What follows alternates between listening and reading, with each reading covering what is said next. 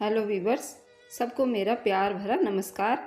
मेरा नाम रचित है। मेरी मम्मी बहुत ज़्यादा बीमार रहती थी और मेरे पापा हमेशा उनसे लड़ते रहते थे। मैं सोचता था कि मेरी मम्मी बीमार चल रही हैं, फिर भी पापा उनसे लड़ते रहते हैं क्यों। एक दफ़ा यही बात मैंने अपनी दादी से पूछी थी तो उन्होंने कहा कि तुम्हारा बाप बेशर्म है, उसको ख्याल नहीं है अपनी पत्नी का। पत्नी बीमार है इसलिए तो उससे लड़ता रहता है। मुझे ये बात कुछ समझ नहीं आई, पर पापा को मम्मी से बात करते हुए सुना। फिर से झगड़ा कर रहे थे।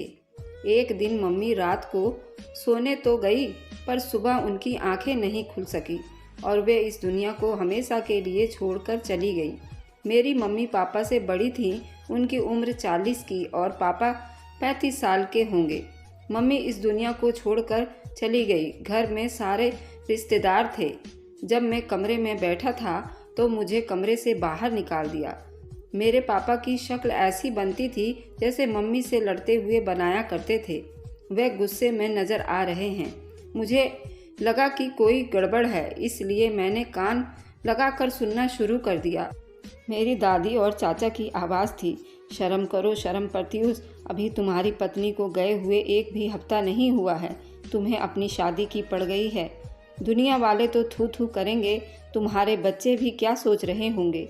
अभी रुक जाते, फिर बाद में शादी कर लेते। कौन सा तुम्हारे घर में छोटे बच्चे हैं जिनको संभालने का बहाना बन जाएगा।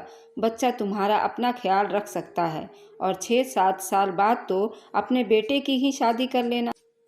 क्या अपनी शादी के पीछे पड़े हो? तुम चुप करके एक साइड में बैठ जाओ और भगवान की जाप करो। शर्म करो, तुम्हें तो ये बात भी नहीं करनी चाहिए थी। कम से कम मौका माहौल देखकर कर लिया होता। तुम्हारी पत्नी भी कितनी अच्छी थी, हमारा कितना ख्याल रखा करती थी। उसके मरते ही तुम कैसे कर रहे हो? शायद उसमें कोई कमी नहीं थी, तुम ही बहुत झगड़ालू थे, इसलिए तुम्हारे चक्कर में ही तुम्हारी पत्नी की मृत्यु हुई है। उसकी अभी आत्मा भी शांत नहीं हुई होगी।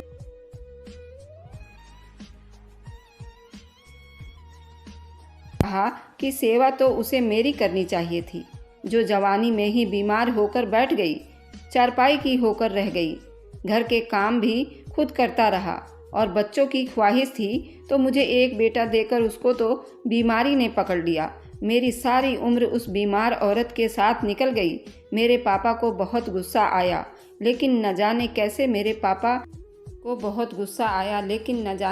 मेरे पापा बड़े आराम से बोले कि ठीक है, तुम लोग ठीक कहते हो, मुझे ऐसा नहीं सोचना चाहिए।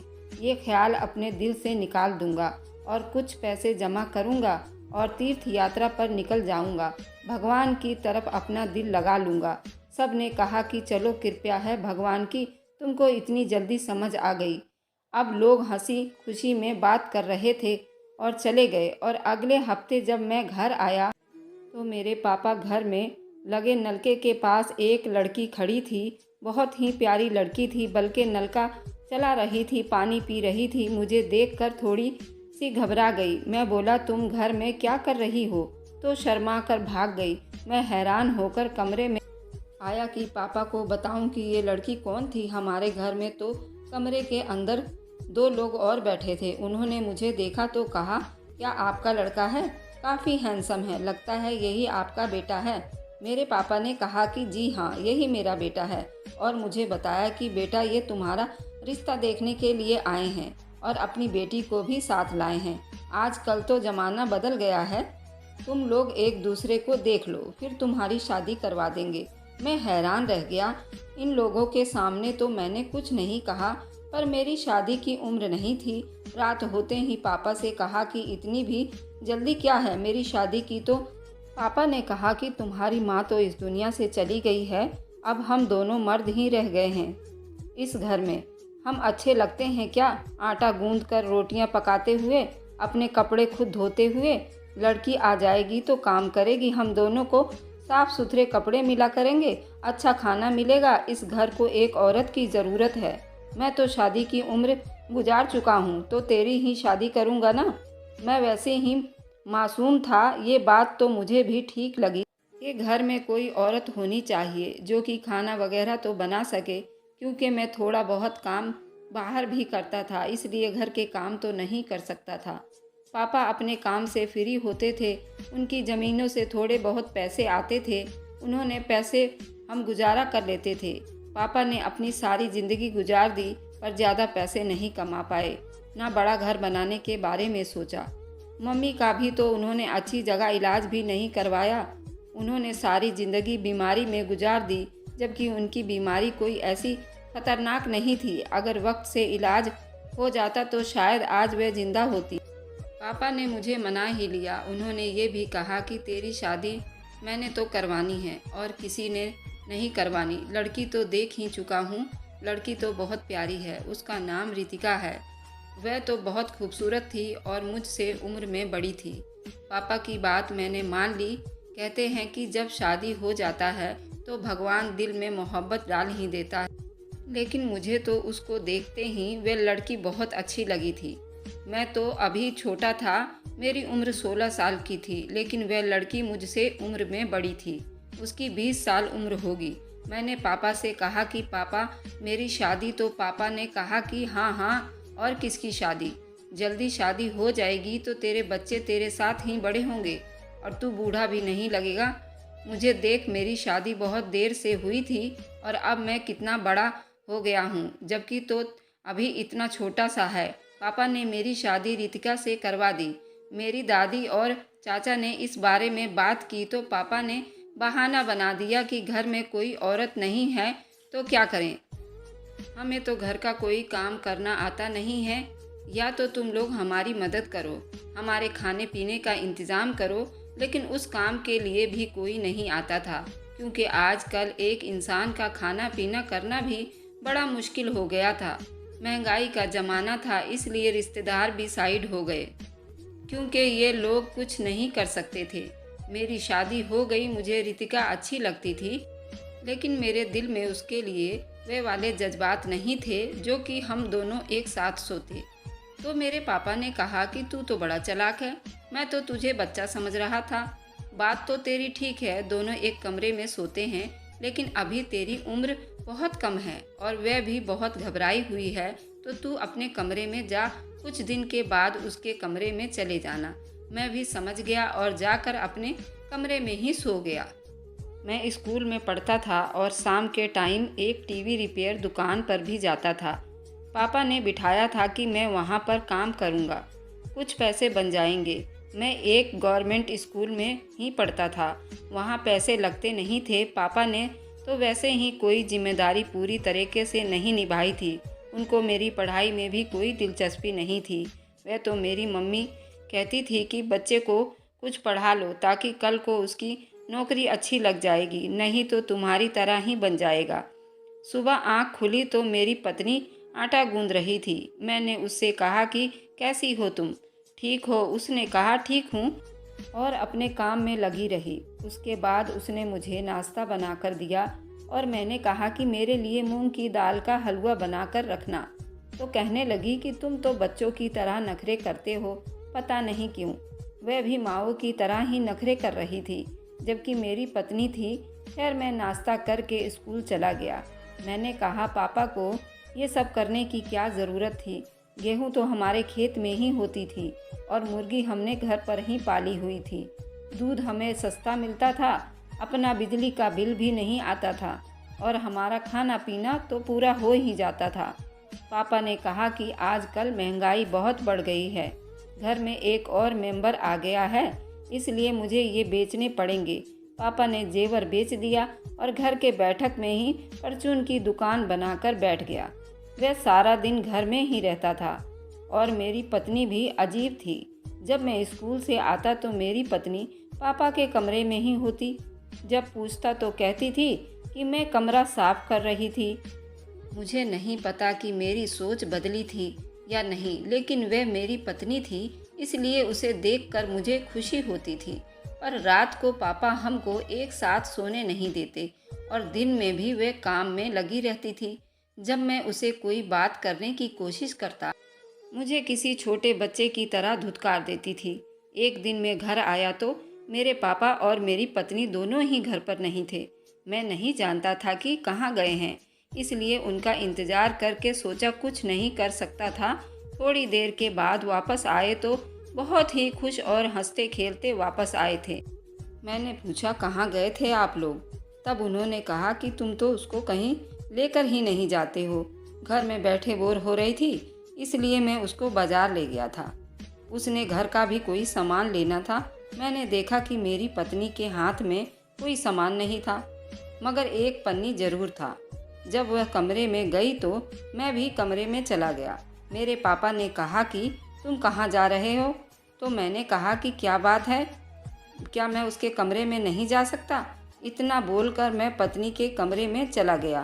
तो जाते हुए मैंने देखा कि पापा की शक्ल ऐसी निकली हुई थी जैसे पता नहीं मैं कोई युद्ध करके आया हूँ। मैंने अपनी पत्नी के हाथ से वह पन्नी लिया जो मुझे नहीं दिखाना चाहती थी।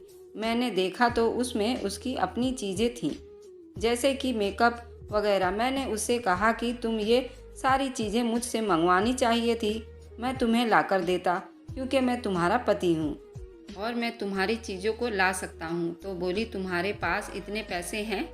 इतने पैसे होते कहाँ हैं? इसलिए मैंने तुम्हारे पिता को कह दिया। तो क्या गलत किया? वह भी तो इस घर में रहते हैं और उन्होंने मुझे लाकर दे दिया, तो कोई दिक्कत है क्या? जब वह तुम्हारे पिता हैं, ससुर पिता समान ही होते हैं, तो फिर तुम उनको अंकल क्यों बोलती हो? उनको पापा कहा करो, उनकी भी तो कोई बेटी नहीं है, इसलिए उनको अच्छा लगेगा। मेरी पत्नी ने कहा कि क्या मैं उनको पापा कहूँ? मैंने कहा कि हाँ, क्यों नहीं। तुम उनको पापा नहीं कहोगी तो क्या कहोगी? बोलो ठीक है, कहूँगी, मुझे क्या दिक्कत है, लेकिन ज़्यादा देर मेरे कमरे में नहीं रहो। जब उन्होंने मना किया है तो अच्छा नहीं लगता। मैंने कहा ठीक है, मेरे लिए खाना लगाओ। पर जब रात हुई तो मुझे मेरी पत्नी की लड़ने की आवाज़ें आ रही थी। पहले तो मुझे लगा कि मैं सपना देख रहा हूँ, पर यह आवाज़ थी, पता नहीं किसकी है। फिर मेरी आँख खुली तो आवाज़ ही आ रही थी और ये आवाज़ मेरी पत्नी की थी। वह किसी से लड़ झगड़ रही थी, जैसे मेरी माँ बाप के साथ झगड़ा किया करती थी। ऐसे ही आवाज़ें आ रही थी। मैं सोचने लगा कि इस टाइम किस से लड़ाई कर रही है। घर में तो मेरे अलावा सिर्फ पापा ही हैं। मेरे पापा से बदतमीजी तो नहीं कर रही है। मगर जैसे ही मैं उसके कमरे की तरफ देखता तो देखकर हैरान रह गया कि वह कमरे में थी ही नहीं। थोड़ी देर बाद किचन से आई। मैंने कहा, वहाँ पर क्या कर रही थी और किसके साथ खड़ी थी? कहने लगी कि कोई भी नहीं था, कुछ नहीं हुआ। और फिर वह कमरे में जाकर सो गई और कमरे का दरवाज़ा अंदर से बंद कर दिया। मैं हैरान रह गया कि वह मुझे नज़रें नहीं मिला पा रही थी। फिर वक्त गुजरने लगा। मम्मी के जाने के बाद वैसे तो पापा को बहुत दुखी रहना चाहिए था, लेकिन वह बहुत खुश रहते थे। धीरे धीरे मैं भी परेशान होने लगा कि पत्नी मेरी है और मुझे उसके पास जाने की इजाज़त नहीं है, क्योंकि मेरी उम्र बढ़ रही थी और मैं इस तरह की चीज़ों को समझ रहा था। और पापा का यही कहना था कि अभी तुम लोग बहुत छोटे हो। मैंने अपने पापा से कहा कि अगर मैं छोटा था तो मेरी शादी क्यों की? पापा ने मुझे बड़ी बातें सुनाई। कहा कि आजकल तू बच्चों को बच्चा समझना ही नहीं चाहिए, वक्त से पहले ही जवान हो जाते हैं। शर्म आनी चाहिए तुम्हें।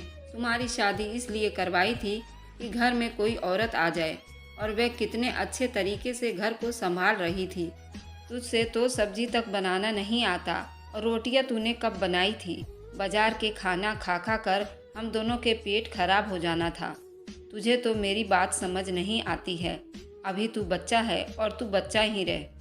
मेरी पत्नी थी तो, लेकिन उसमें पत्नी वाली कोई हरकत नहीं थी। मुझे तो मेरे पापा ने मना कर दिया था, लेकिन उसका मतलब ये नहीं था कि हम पति पत्नी नहीं। हम मिलकर भी कोई बात कर सकते थे, छुप कर कहीं मिल सकते थे। वैसे भी हम एक दूसरे के साथ शादी करके आए थे।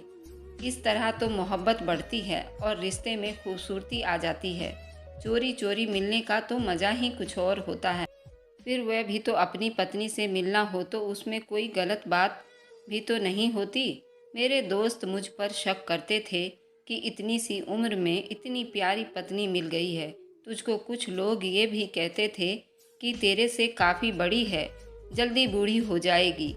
तो मैंने कहा कि कोई बात नहीं, औरत भी तो बड़ी उम्र के मर्दों से शादी करती हैं तो फिर उसमें क्या हो जाता है। शादी मेरी हुई थी लेकिन खुशियाँ पापा को चढ़ी थी। एक बार मेरी दादी ने कहा कि बहू को पाकर बड़ा ही खुश हो गया है। मैंने पापा की तरफ देखा तो पापा शर्म के मारे लाल हुए जा रहे थे। दादी ने कहा कि जल्दी से कोई पोता पोती आ जाए तो उस घर में रौनक लग जाएगी। उन्होंने कहा कि भगवान की कृपा होगी तो ज़रूर ऐसा होगा। जबकि मैंने दिल में सोचने लगा कैसे होगा, लेकिन धीरे धीरे मुझे चीज़ों की समझ आ रही थी। पापा दुनिया वालों के सामने खुश था, लोगों को कहता था कि बेटे की शादी कर दी और बेटा बहुत खुश है। लोगों को ये बात नहीं पता थी कि अभी तक बेटे को उसकी पत्नी से दूर रखा हुआ है और पत्नी को सिर्फ घर के काम और बर्तन धोने के लिए लाया है। मेरी पत्नी पूरा दिन मेरी आंखों के सामने नहीं रहती थी। रात में भी जब मैं आता तो मेरे पापा के कमरे में होती और नहीं तो बहाने बहाने से पापा के कमरे में जाती रहती थी। कभी कहती सफाई कर रही हूँ तो कभी कहती कि उनके कमरे के अंदर कोई चीज़ टूट गई है, वह साफ कर रही हूँ। पापा भी बड़ा खुश था। एक दिन तो मुझे शक ही पड़ गया। शादी मेरी हुई थी और पापा की सेवा करे जा रही थी। अपनी पसंद के खाना बनवाते थे। मेरी पत्नी उनके पाँव भी दबाया करती थी। एक दिन मैंने कहा अपनी पत्नी से मेरे पैर दबाओ तो कहने लगी कि मैं तुम्हारे पाँव क्यों दबाऊं। तो मैंने कहा तुम मेरी पत्नी हो और मैं मेहनत का काम करता हूँ। पूरे दिन टेलीविज़न के दुकान पर काम करना आसान नहीं होता। अगर पैर दबाओगी तो क्या हो जाएगा। तो कहने लगी कि पापा ने मना किया है। ना तो मैंने कहा कि उन्होंने कमरे में जाने से मना किया है। मैं तो बाहर आंगन में चारपाई पर बैठा हूँ। लेकिन अभी 2 ही मिनट हुए थे कि पापा घर पर आ गए और फिर मेरी पत्नी ने मेरे पाँव छोड़ दिए और एक तरफ खड़ी हो गई। वह मेरे पापा से डरती थी, जैसे पापा उसकी जान निकालने आए हैं। मैंने कहा खड़ी क्यों हो गई हो, बैठ जाओ। तो दोबारा बैठ गई, लेकिन देख पापा की तरफ रही थी, जैसे आंखों में कह रही हो कि मुझे बचा लो। मैंने कहा आप इस तरह क्यों उसको देख रहे हो। मेरी पत्नी है, मैं उससे पाँव दबवा रहा हूँ, क्या हो गया। मम्मी भी तो आपके पाँव दबाया करती थी। तो पापा ने कहा कि उस टाइम की बातें कुछ और थी, उससे तो अपने पाँव नहीं दबवा सकते हो। अच्छा नहीं लगता, बड़ी है तुमसे। मैं बच्चा तो ज़रूर था लेकिन अब इतना भी बच्चा नहीं था। मैंने कहा कि पत्नी अगर उम्र में बड़ी हो तो भी पति तो पति ही रहता है। और पापा आपसे भी तो मम्मी बड़ी थी, तो आप क्यों मम्मी से अपना पैर दबवाया करते थे। अगर बड़ों की इज्जत करना ही ज़रूरी होता है तो छोटे पर रहम भी करना ज़रूरी है।